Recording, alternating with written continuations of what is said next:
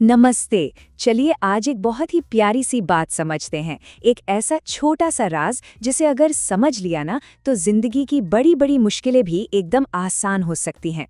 तो तैयार है इस खूबसूरत सी सीख के लिए? अच्छा, अपनी जिंदगी को एक सुंदर से घर की तरह सोचिए। घर का सबसे जरूरी हिस्सा क्या होता है? नींव, है ना? अगर नींव ही मजबूत ना हो तो वो सुंदर सा घर एक दिन गिर जाएगा। हमारे काम, हमारे रिश्ते, हमारा करियर, सब कुछ हमारी शुरुआत पर ही तो टिका है।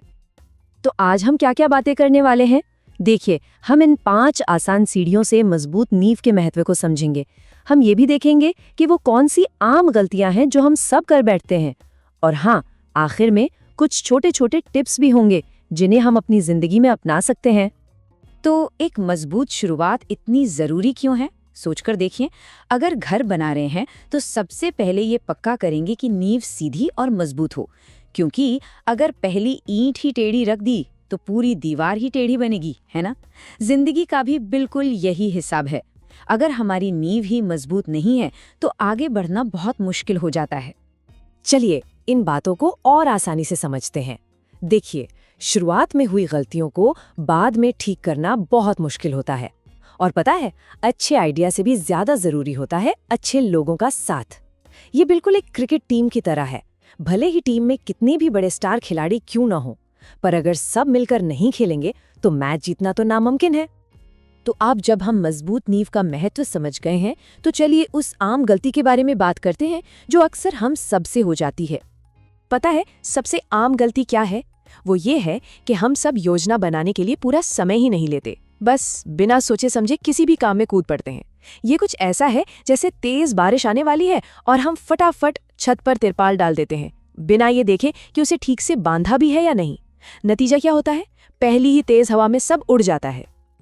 और जब हम योजना बनाने में चूक जाते हैं तो हम एक मुश्किल को दावत दे रहे होते हैं। फिर गलतियां होने लगती हैं, समय और पैसा दोनों बर्बाद होता है और आखिर में असफलता का डर बढ़ जाता है। तो अब जब हमने उन आम गलतियों को देख लिया है, तो चलिए अब कुछ ऐसे अच्छे तरीकों के बारे में जानते हैं जिन्हें हम अपनी जिंदगी में लागू कर सकते हैं। सबसे जरूरी चीज जो हम कर सकते हैं वो है थोड़ा समय लेना। चीजों में जल्दबाजी बिल्कुल ना करें। ये पक्का कर लें कि कुछ भी शुरू करने से पहले हम जानते हैं कि हम क्या कर रहे हैं। पुरानी सोच है कि चलो चलती ट्रेन पकड़ लो, टिकट का बाद में देख लेंगे।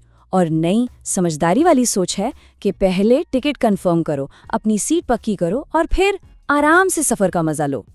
एक बहुत सच्ची बात कही जाती है, अगर आप योजना बनाने में असफल होते हैं तो आप असफल होने की योजना बना रहे हैं। ये बात बिल्कुल सही है। ये कुछ ऐसा है जैसे किसी मिठाई में शुरुआत में ही नमक डाल दिया हो। अब आप ऊपर से कितनी भी चीनी डालें, वो कभी ठीक नहीं हो सकती। तो अब जब हमने मजबूत नींव के महत्व के बारे में इतनी सारी बातें कर ली हैं, तो चलिए कुछ असल जिंदगी के उदाहरणों को देखते हैं। यहाँ 3 लोगों के उदाहरण हैं। पहला एक स्टूडेंट है, उसने मेहनत की और एक अच्छा स्टडी ग्रुप चुना। नतीजा, वो एक सफल करियर बनाने में कामयाब रहा। दूसरा एक कर्मचारी है, उसे एक अच्छी कंपनी में नौकरी मिली, उसने मेहनत की तो उसे तरक्की मिली। और तीसरा एक मालिक है, जिसने एक सफल बिजनेस शुरू किया और एक सफल उद्यमी बन सका। आइए एक को-फाउंडर चुनने की कहानी को थोड़ा और ध्यान से देखते हैं। ये किसी भी बिजनेस को शुरू करने वाले के लिए सबसे जरूरी फैसलों में से एक है, और ये एक ऐसा फैसला है जिसे कभी भी हल्के में नहीं लेना चाहिए। एक ऐसा इंसान चुनना होता है जिस पर हम भरोसा कर सके, जिसका सम्मान कर सके और जिसके साथ मिलकर काम कर सके। पीटर थियल की कहानी हमें एक बहुत बड़ी सीख देती है। वो एक बहुत सफल निवेशक थे, पर उनसे भी एक बड़ी गलती हुई। उन्होंने एक ऐसे को-फाउंडर को चुना जिस पर वो भरोसा नहीं करते थे। पेपाल के शुरुआती दिनों में उन दोनों की सोच बिल्कुल अलग थी। नतीजा ये हुआ कि उनका बिजनेस लगभग फेल हो गया था। ये एक बहुत कीमती सबक है जो हम सभी को सीखना चाहिए। तो अब जब हमने असल जिंदगी के उदाहरणों के बारे में बात कर ली है, तो चलिए तालमेल की बात करते हैं। तालमेल का मतलब है हमारे लक्ष्य और हमारे काम दोनों एक ही दिशा में हों। ये पक्का करना कि हम जो कर रहे हैं वो वही है जो हम करना चाहते हैं। ये बहुत जरूरी है, क्योंकि अगर तालमेल नहीं होगा तो सफलता पाना बहुत मुश्किल है। जब मालिक और कंट्रोल करने वाले के लक्ष्य अलग अलग होते हैं तो अनुभव सबके लिए खराब ही होता है। यहाँ एक पारिवारिक बिजनेस का बहुत अच्छा उदाहरण है। मान लीजिए पापा ने दुकान शुरू की तो वो मालिक है, बेटा दुकान पर बैठता है तो वो उसे चलाता है, पर घर में ताऊजी की मर्जी के बिना कोई फैसला नहीं होता। नतीजा क्या होता है? बिजनेस आगे नहीं बढ़ पाता। ये एक आम समस्या है, लेकिन इसे ठीक किया जा सकता है। तो अब जब हमने तालमेल की इस कहानी को समझ लिया है, तो चलिए कुछ ऐसी बातें करते हैं जिन्हें हम अपनी जिंदगी में लागू कर सकते हैं और अपनी नींव को जांच सकते हैं। ये सवाल खुद से पूछना बहुत जरूरी है। हम अपना भविष्य किसके साथ बना रहे हैं? क्या हमारे और उनके मूल्य एक जैसे हैं? क्या हमारे लक्ष्य एक जैसे हैं? ये बहुत जरूरी सवाल हैं। अपने काम में तालमेल की कमी को ढूंढना भी जरूरी है। क्या कभी ऐसा होता है कि किसी काम की पूरी जिम्मेदारी तो हमारी है, पर एक छोटा सा फैसला लेने के लिए भी किसी और से पूछना पड़ता है? ये एक आम समस्या है, लेकिन इसे ठीक किया जा सकता है। और एक और सवाल, क्या कुछ नया बनाने की वो पहली वाली भावना अभी भी जिंदा है, या हम सिर्फ पुरानी सफलता को संभाल रहे हैं? याद कीजिए वो दिन जब ये काम शुरू किया था, वो जोश, क्या वो आज भी है?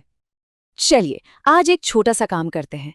एक कागज लीजिए, अपने सबसे जरूरी प्रोजेक्ट के बारे में लिखिए। इसका मालिक कौन है? फिर लिखिए इसे रोज चलाता कौन है? और आखिर में लिखिए जरूरी फैसले कौन लेता है।